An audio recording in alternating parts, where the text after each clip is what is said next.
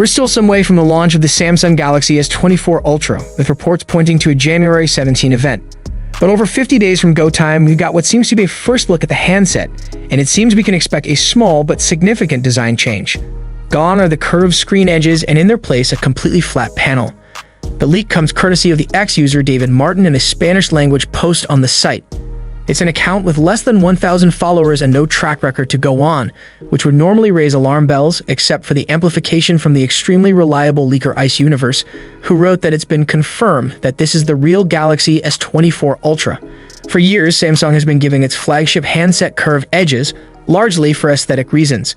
With a screen that wraps around the edge of the device, you have a phone that both appears thinner and looks like it has smaller bezels than it really does. But it has very obvious downsides, including making a screen replacement trickier and more expensive in the event of a breakage.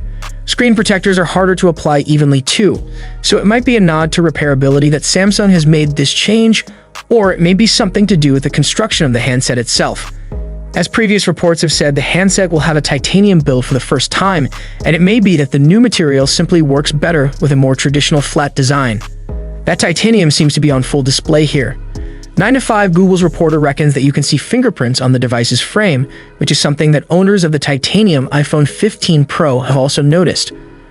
Along with this new look screen, the S24 Ultra is hotly tipped to get a new 50MP telephoto lens, an upgrade from the current 10MP one, and the Qualcomm Snapdragon 8 Gen 3 in every region.